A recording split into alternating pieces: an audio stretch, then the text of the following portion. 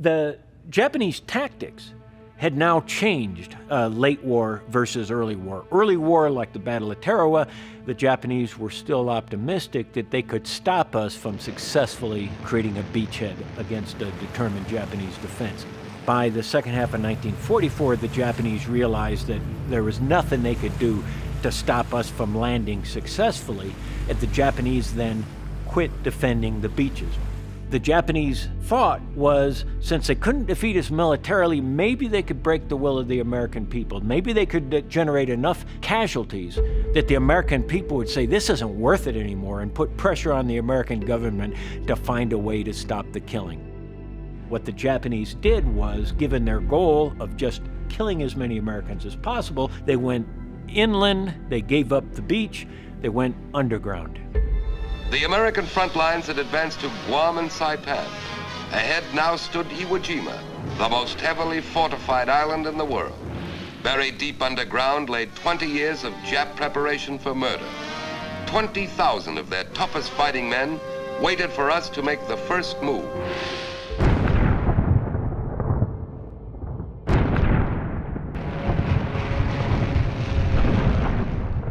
We had to take Iwo Jima before we went into Japan. So we was looking forward to both. They had the 21st Marine Infantry went in first, and then the artillery came behind it. And I was on the 5th wave going in. The sand on Iwo Jima was so a truck couldn't drive on it. It'd just get stuck. So we had to pull the howitzer in off of the Higgins boat that we were on. We did that by hand. So we all just tied onto it and just pulled as far as we could up in that sand, and that's where we set up. They're waiting for us to come into their killing zones, where then they're going to open fire. They've got artillery pre-registered, mortars pre-registered, machine guns interlocking firing positions. They had steel doors on their cave entrances. They'd open the door, they'd fire with an artillery piece, they'd pull the artillery piece back, they'd close the door, the counterfire was of no effect, and do it all over again.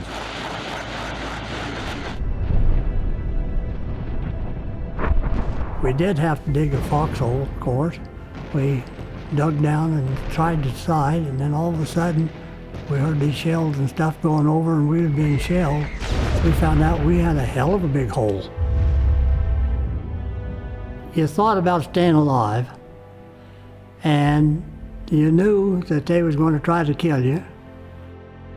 They had these bunkers that they had already built all along the shore, and the artillery outfit did not go down to the bunkers and stuff. Infantry and the foot soldiers, that's the ones they'd go down there and they'd burn out use flamethrowers, and they'd do everything in the world to keep things clear, to keep us safe. The fight against the Japanese was very different from the fight against the Germans. If the Germans were in a hopeless situation, they surrendered, and there was honor in surrender. The Japanese were completely different as a culture and as a mindset. The Japanese would not surrender. It was a disgrace to surrender. The Japanese would fight to the finish.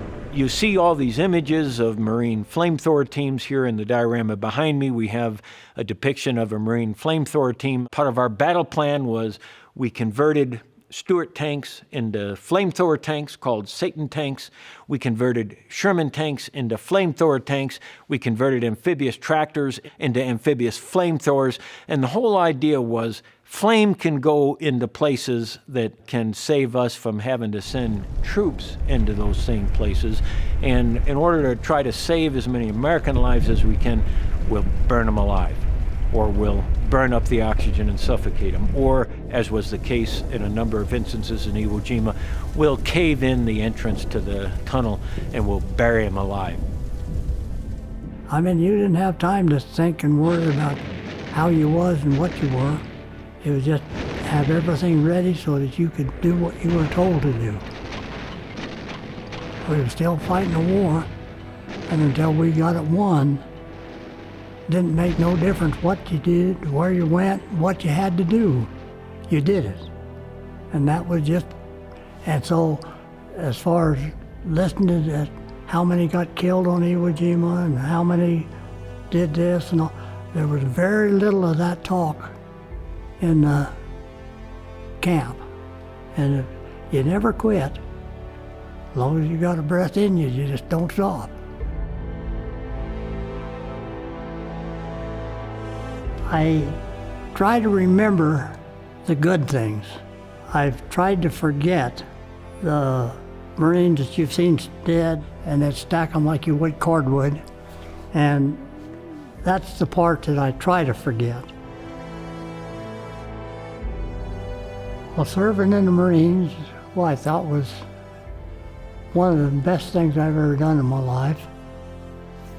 The feeling of how everybody came together is probably one of the best feelings I can get.